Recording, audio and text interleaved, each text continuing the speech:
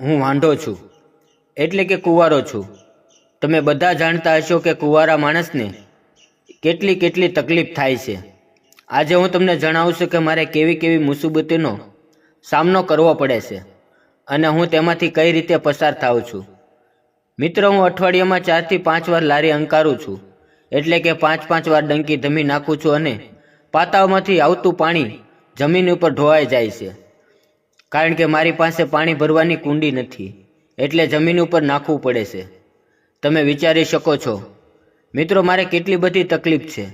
હું જ્યારે માર્કેટની અંદર શાકભાજી લેવા જાઉં છું અને ત્યાં નીચે નમીને ટમેટાં વીણતા સુંદર ભાભીને જોઉં છું, ત્યારે રોકેટ ચાંદા ઉપર જવા માટે તૈયાર થઈ જાય છે.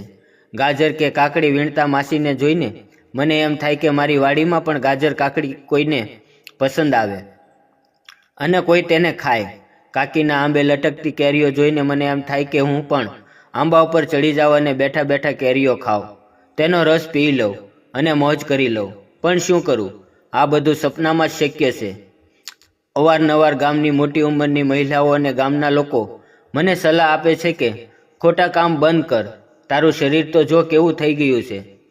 જો આમને આમ ચાલુ રહેશે તો હાલી પણ નહીં શકાય. મને કહેવાનું મન થાય છે, મિત્રો, ભાભી, મારે સલાહની નહીં પણ તમારા સહકારની અને સાથની જરૂર છે. મારા હાથ પણ દુખે છે, પણ શું કરું, અત્યારે તેને સિવાય મારી પાસે બીજો કોઈ રસ્તો નથી. તમે તમારી ડાબલીને એવી રીતે સાચવો છો જાણે કોઈ ચોરી જવાનું છે. મને પણ ક્યારેક ડાબલી રમવા આપો, હું થોડો એમાંથી કંઈ કાઢી જવાનો છું. અને તમારી ડાબલીનો મોટા ભાઈ રોજ ઉપયોગ કરતા નથી, ક્યારેક મને પણ ઉપયોગ કરવાનો મોકો આપો. પછી જુઓ, અમે પણ અમારા આ ઊંધા કાર્યો બંધ કરી દઈશું. શિયાળાની ઠંડી રાતમાં જ્યારે મોડી રાત્રે નીંદર આવે છે, 2-4 ગોદડા ઓઢ્યા પછી પણ એટલી ઠંડી લાગે છે કે વાત જ ન પૂછો. ત્યારે પરિણાલા એમ વાત કરે છે કે આજે 2 બૈરાની ઠંડી હતી.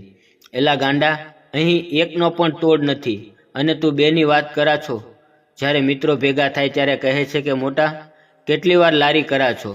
ત્યારે કહેવાનું મન થઈ જાય, આજે તો હીરા ઘસવાની ઘંટી પકડીને ઊભો રહેજે. આજનો દાડો મારા હાથને આરામ આપ. ભાઈબંધ અત્યારે કામ નહીં આવે તો ક્યારે કામ આવશે?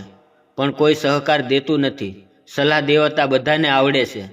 નીચે વાવો પણ રાહ જોઈને બેઠો છે કે ક્યારે તેને રાજમહેલના દર્શન થાય અને તે મહેલની અંદર હસતો રમતો અને કૂદકા મારતો દાખલ થાય.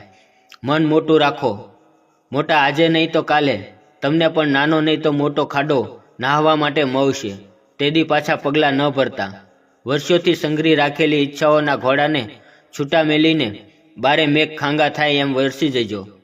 સામે ભલે મોટી ઉંમરનો માણસ હોય, પણ એને એમ થવું જોઈએ કે જો આ મારી જિંદગીમાં હોત તો 2 કાણા એક થઈ જાત.